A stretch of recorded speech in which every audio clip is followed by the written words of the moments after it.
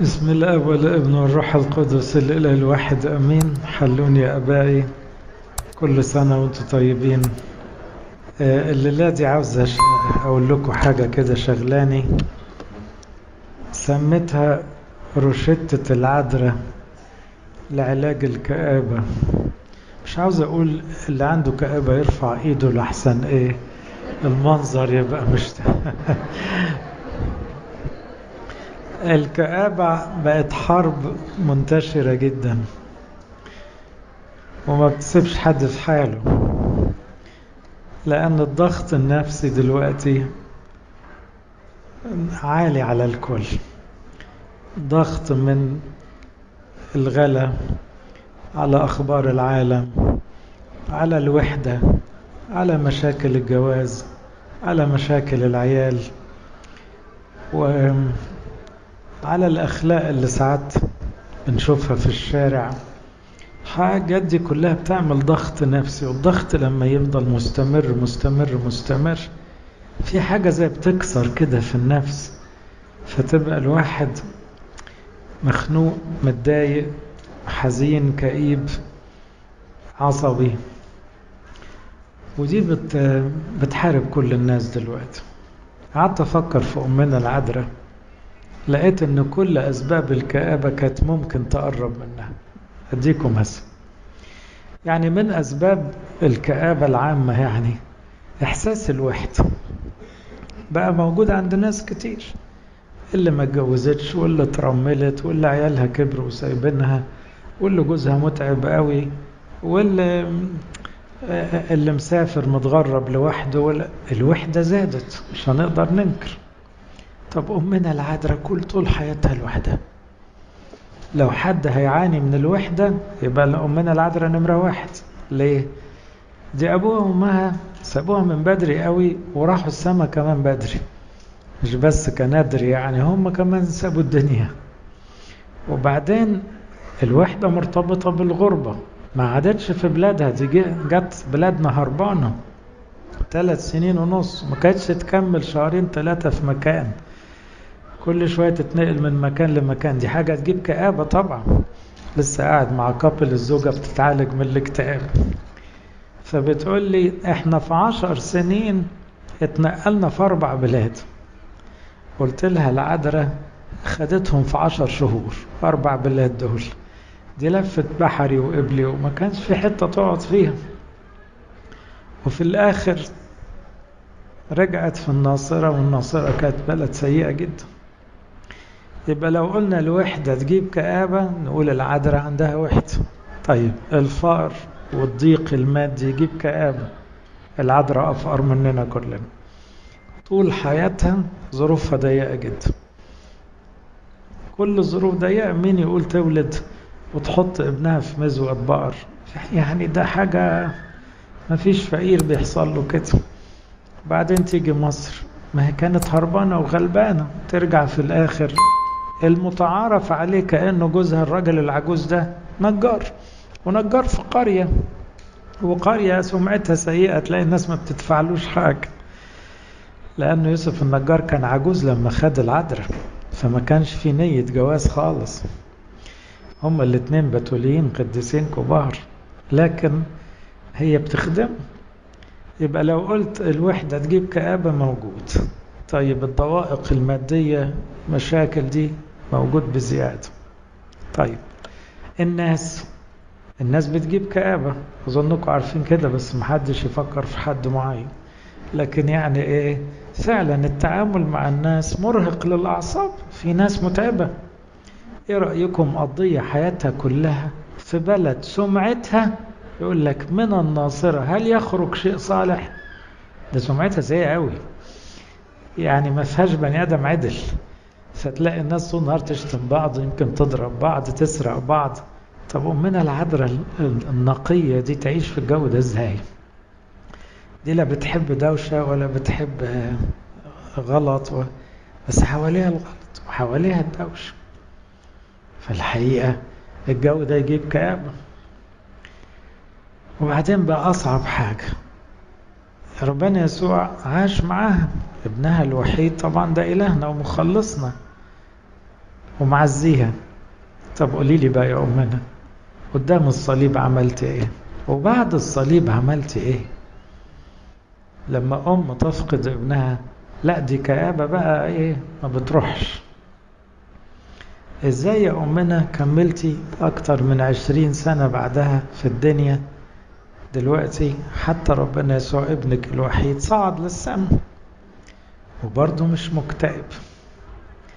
يبقى لو بصينا لأسباب الكآبة المتعارف عليها، هنلاقي العذراء كان عندها من الأسباب يخليها ايه كئيبة جدا. الغريب والعجيب ان احنا كل ما نفتكر العذراء نقول ايه؟ أم الأفراح، وكل ألحانها الفرح لك، أو افرحي يا مريم، أو شيري يا ماريا، معناها السلام والفرح لازقين في العذراء. كل ما نفتكر العذراء نحس انه تدينا سلام ورمز كده للفرح، ملكة سلام، مصدر فرح للكنيسة. منين مع الظروف دي كلها بقى؟ ادينا الروشتة بقى، علمينا يا أمنا ازاي نغلب الكآبة في الزمن ده. احنا ما وصلناش للي انت شفتيه، اهو يوم يعدي ويوم ما يعديش، ناس متعبة وناس مريحة، في وحدة بس اهو حوالينا ناس في ظروف لكن بنلاقي لقمة ناكلها. يعني انت كان مشاكلك او الظروف عندك اصعب. اول روشتة في الكآبة احبائي التسبيح. معلش، ما هي الروشتة بتاعتها مش مهدئات ولا مضادات اكتئاب، مش هنلاقي عند العذراء الحاجات. ومع احترامنا للدواء، احنا كلنا محتاجين الأدوية الروحية الأول، وبعد كده نبقى نشوف الأدوية الطبية النفسية. أول علاج صدقوني، تعظم نفس الرب، تبتهج روحي بالله مخلصي القدير، صنع بي عجائب، اسمه قدوس، رحمته إلى. هي مرهاش غير كده. لما الواحد يفضل يشكر ويسبح يتخطى كل الوجع النفسي. كآبة ده حاجة اسمها وجع نفسي، يعني المغص وجع في البطن، الصداع وجع في الدماغ. طب الكآبة وجع في النفسية، وجع، حاجة بتوجع فعلا. الكآبة دي مش حاجة سهلة على فكرة، أكيد كلكم جربتوا، حمل على القلب كده. لكن الانتصار عليها انك تفضل تحكي مع ربنا وتشكر ربنا وتمجد ربنا وتسبح ربنا بأي طريقة. وفي قوة في التسبيح. ونفسي كل المكتئبين او اللي بيصارعوا مع الاكتئاب يحفظوا تسبيحة العطر ويكرروها كتير.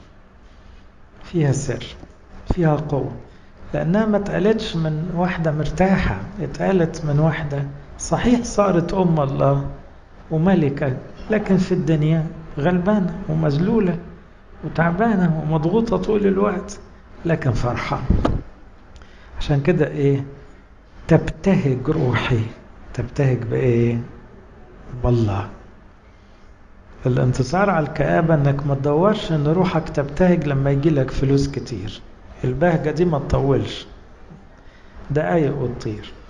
ولا تفرح ان الناس بدل ما تضايقك بقت مؤدبة، يعني ده برضو ما بيطولش. لا، تبتهج بالله. فأول حاجة في روشتة الكآبة أمنا العذراء تقول إيه؟ سبح.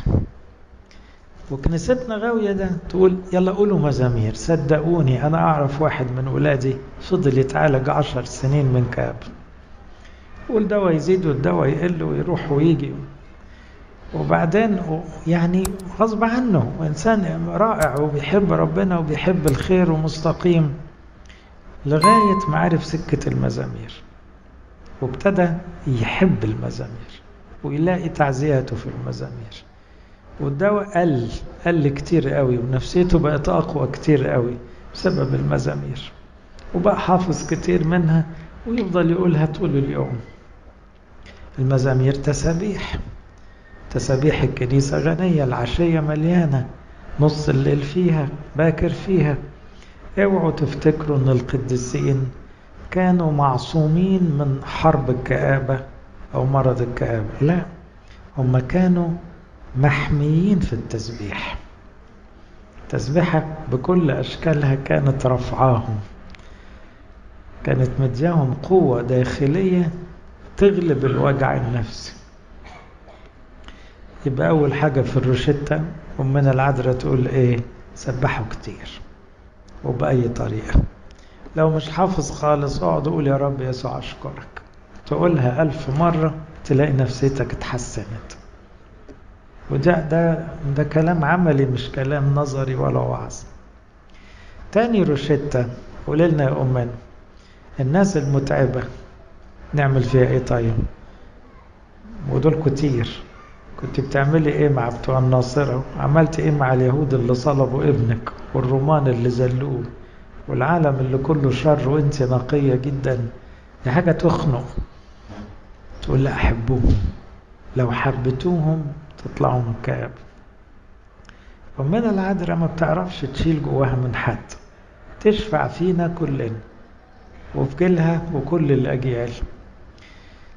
الانتصار على الكآبة بالحب، لأنه أحد أسباب الغل والغليان اللي جوه والفوران والضغط النفسي إن الواحد متغاظ من الناس، إن الواحد شايف عيوبهم، واحد مش طايق طريقتهم.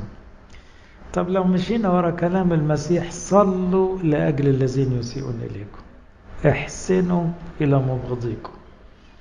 للوهلة الأولى الواحد يقول ما يستاهلوش، أيوة بس اسمع كلام ربنا واعمل زي ماما العذراء، صلي للمتعبين واعمل خير مع كل الناس. الحب في سر، لأنه اللي يعرف يحب الناس كلها ينسى نفسه، فتلاقي وجعه النفسي هدي. بينما العكس بقى اللي يتغاظ من الناس ويشيل من الناس بيهري في روحه، فالكآبة تزيد والحزن يزيد والغل يزيد. الغريب ان اخوات يوسف مثلا نفسيتهم ما كانتش حلوه، ويوسف المظلوم اللي اتذل في حياته كتير كانت نفسيته حلوه. ده انت اترميت في بير واتسجنت بسبب اخواتك واتمررت في عيشتك واتحرمت من ابوك وامك ماتت بدري، اللي زيك يجيله 100 اكتئاب. انما يوسف نفسيته حلو. ليه؟ عشان ما سابش الكراهية تدخل قلبه، ما سابش الغل يملأ ابدا. حتى اخواته اللي تعبوا كان يصلي لهم، ولما شافهم بكى من الشوق. وفي الآخر قال لهم أنتم قصدتم بي شرا وإيه؟ الرب قصد به خيرا.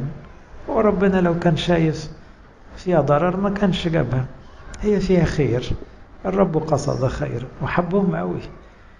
بتحب الناس دول إزاي؟ قال ما أنا في الآخر أنا الكسبان، عندي سلام، ما بيجيليش كآبات ولا حزن. هم اللي حزنانين ومكروبين وقلقانين ونفسيتهم وحشة، أنا ما عنديش الحاجات دي. ليه؟ أنا بعرف أحب. يبقى اللي يعدي الكآبة إيه؟ يعرف يسبح ويعرف يحب. ودي عاوزة تمرين على فكرة، عاوزة تدريب وعاوزة جرعات. يعني إيه؟ مش تقول أبانا الذي وتقول خدت الجرعة، لا مش كفاية أبانا الذي. زود فلنشكر، زود مزامير، زود تسابيح. أنت عاوز جرعة كبيرة شوية عشان في تعب جواك. والحب لا، عاوز برضو جرعة أكبر من اللي أنت بتقدمها للي حواليك. في الروشتة بتاعت علاج الكآبة العذراء تقول لنا إيه؟ اشبعوا بكلمة ربنا، اشبعوا بكلمة ربنا. طب نعرفها منين؟ مالها العذراء بالحتة دي؟ اللي يلاحظ أن تسبيحة العذراء قريبة قوي الكلام تسبيحة حنة أم صمويل.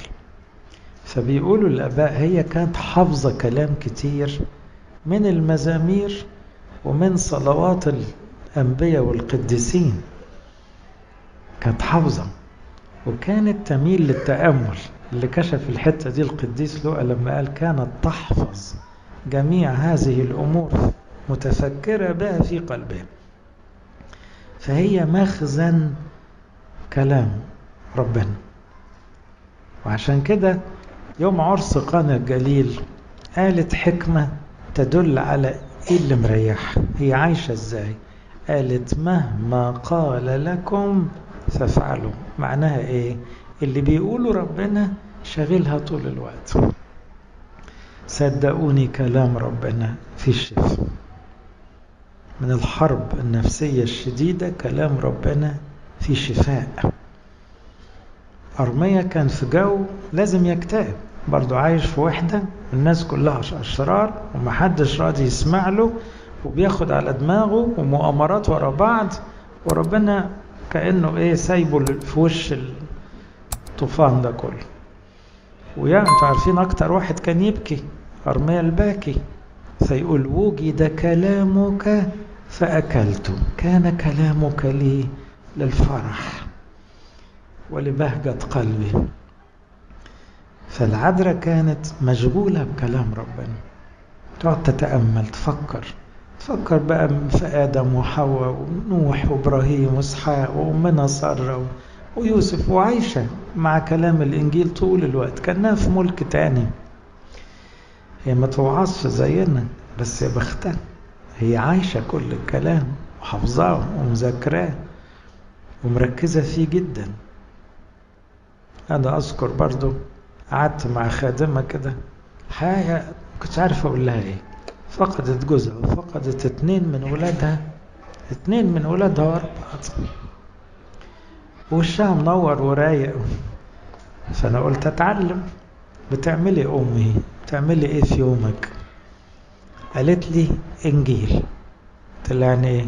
قالت لي صبح ظهر إنجيل وليل، أصحى أخلص الصلوات الإجبية وأمسك الإنجيل وما أطلعش منه. أول ما يرجع لي فكر ذكريات من اللي بتوجع قلبي أفتح الإنجيل تاني. أتحارب بالوحدة أفتح الإنجيل تاني وأقول لأيوب تعال اقعد معايا، تعال أرميا حكي معايا، تعال يوسف قول لي كنت بتعمل إيه في السجن، خلينا نتسلى سوا. أروح لأشعيا وأقول له ما تفهمني كنت بتقول إيه؟ قالت لي أنا مصاحباهم كلهم، مصاحباهم، فهم مالين عليا البيت. مين دول يا أختي؟ تقول لك أشعيا وأرميا وأيوب ويوسف. الروقان ده ما بيجيلكيش اكتئاب إزاي؟ الظروف صعبة وعندك ناس كتيرة سابوكي وراحوا السماء، لكن هي غالبة ده كله بكلمة الله. يبقى أمنا العذراء بتقول سبحوا كتير، وبتقول حبوا الكل، وبتقول كلوا الإنجيل أكل، انشغلوا بكلام ربنا طول الوقت، لأن فعلا مشغولية بكلمة الله تخلي الواحد يتخطى الكآبة. أمنا العذراء على قد ما تبان هادية جدا وما تتكلمش كتير، إنما الغريب والعجيب إن طبعها في حاجة نسميها المبادرة أو الميل للخدمة. هي ما تتفرجش على الناس وتسكت. أول ما سمعت إن إليصابات حامل سافرت في الجبال عشان تخدمها، وأول ما اتزنقوا في عرس قانا الجليل قامت تعمل أي حاجة عشان تحل لهم المشكلة. اللي عاوز يغلب مشاعر الكآبة، خلي بالكم في فرق بين حرب الكآبة اللي عندنا كلنا وبين مرض اسمه مرض الاكتئاب. ده ممكن يبقى عاوز دكتور وعاوز علاج، ده مرض زي أي مرض. فلما يبقى في مرض عاوز دكتور، لكن كموجة كآبة لا، دي داخل علينا كلنا وبدرجات وبأسباب كتير. أرجع أقول هنا رابع حاجة في الروشتة الخدمة. اللي عاوز يغلب الزعل اللي جواها والقلق والحزن الرديء والتفكير السلبي والتشاؤم، صدقوني لو غرق خدمة بيفوق بينسى غلبه. أذكر أرملة شابة قالت لي أنا حياتي انتهت بعد جوزي، كانت بتموت في جوزها كان زي الملاك، وفجأة راح السماء وهم في الثلاثينات من عمرهم، صعبة وما سابلهاش كمان عيال، فيعني كانت صعبة عليه. وبعد كم شهر بقابلها، ايه الأخبار؟ قالت لي مبسوطة قوي. أنا مش مصدق، أنا قلت مخاضرة. قالت لي صدقني مبسوطة قوي، أب اعترافي شغلني 7 أيام تقريبا 24 ساعة في اليوم، حطني في خدمات كتير وكلها ناس تعبانة ومحتاجة وأغلبها خدمات أطفال. أنا مش لاحق أفكر، مش لاحق أتحسر على روحي. أنا لقيت ناس بتحبني وبحبهم وبعمل خير، وارجع آخر اليوم أصلي وأقول له رب مليت علي حياتي لغاية ما أخلصها وأروح لجوزي، كتر خيرك ومبسوط. الخدمة حل. كل ما الواحد ينشغل بناس براه ينسى وجعه، ينسى همه، يتفصل عن دماغه دي. أصل الدماغ دي مشكلة. الأفكار لما تتقل على الواحد تبقى الواحد مش عارف، عاوز يخلع دماغه مش عارف. نراجع تاني. أمنا العذراء عندها روشتة للكآبة، عندها من الأسباب اللي يخليها مكتئب، بس هي ما عندهاش كآبة ولا الكآبة تقرب منها أبدا. أول حاجة تنصر تغلب الكآبة روح التسبيح، نتعلم نسبح كتير ومزامير كتير. تاني حاجة العذراء تقولها لنا حبوا الناس، حبوهم ما تشيلوش منهم، واعذروهم وصلوا لهم. تالت حاجة تخلي الواحد يغلب الكآبة كلام ربنا، يغرق في كلام ربنا، يتصاحب على الإنجيل وعلى كتاب الإنجيل، ويعيش مع الأنبياء والرسل بالإنجيل، ويغرق نفسه كده بالماء الحي اللي طالع من الإنجيل. رابع حاجة إيه؟ قلنا إنه يخدم ويشغل نفسه بناس غيره عشان ينسى همه في هم غيره وهيلاقي قلبه هدي. آخر حاجة أقولها السماء. اللي مركز في السماء يغلب مشاعر الحزن، اللي مركز في الأرض لازم يتخنق بمشاعر الحزن. الأرض دي أرض كآبة، طبيعة الأرض كده، طبيعتها ما فيهاش تعزيات، ما فيهاش أفراح. لما سئل يعقوب على آخر حياته من فرعون، لقى شيخ كبير كده قال له كم هي سن حياتك؟ قال له قليلة وردية سن حياتي، لأنه تعب ياما تألم كتير. طب إيه اللي يعزي الواحد لما يبص على السماء؟ ليه هانت؟ كل ما يتخنق ولا يتضغط ولا يقول هانت يومين ونقعد في السماء مع ربنا ومع العذراء ومع الملائكة ونسبح للأبد، ويبقى كل بقى اللي فات ده ذكريات كده خلصت من بدري. برضو قابلت شخص كده علمني درس جميل، فلقيته وشه رايق ولسانه هادي كده وطبعه مريح، فبقول له انت بتعمل ايه في المشاكل؟ قال لي عندي علاج غريب شوية، أول ما المشاكل تزيد أقفل على نفسي وأقرأ سفر الرؤيا من أوله لآخره. فقلت له سفر الرؤيا كله؟ قال لي لازم أخلصه في ليلة. قلت له طب بتفهمه؟ قال لي لا. قلت له طب ريحتني عشان أنا كمان في حاجات مش فاهمها. قلت له طب وبعدين؟ قال لي ده فيه الشفاء. أنا أخلص سفر الرؤيا من هنا أحس إن أنا مركز في السماء، وأركز على الإصحاحات اللي كلها ملائكة وكلها تسبيح وكلها فرح وكلها هيصة، وأقول بقى إيه هو ده اللي إحنا رايحين عليه. إن نسيتك يا أورشليم تنسى يميني والتصق لساني بحنك. يعني إيه؟ يعني لو نسيت السماء لا فيا نفس ولا إرادة ولا كلام له طعم، لكن لما ترجع أورشليم شغلاني تلاقوا الحكاية ليها طعم. من أجمل ليالي السنة بالنسبة لنا ككنيسة قبطية ليلة أبو غلامسيس. اشمعنى؟ ليلة غريبة جدا. الليلة دي بتحاول تنقل لنا جو السماء. المسيح غلب الموت وكلها أنوار وكل شوية زفة، والشمامسة هم أبطال الليلة عمالين يدوها تسابيح ورا بعض، ونقرأ سفر الرؤيا وكأننا خرجنا برا الدنيا. هي الليلة دي عاوزة تقول لنا احنا مش تبع الدنيا دي، احنا كده كده رايحين هناك، وهناك يهرب، فاكرينها اللي بنقولها، يهرب الحزن والكآبة والتنهد. الثلاثة الوحشين دول اللي احنا عايشين فيهم على طول، دول ما يقدروش يقربوا من هناك، ما لهمش مكان في السماء. فكل ما تفكر في السماء تقول نهاية الكآبة، نهاية التنهد، نهاية الحزن ايه؟ سماء. السماء دي كل الناس فرحانة قوي، وفرح لا ينطق به، فرح مجيد.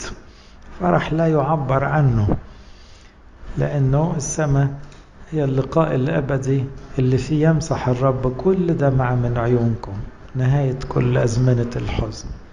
يبقى نراجع،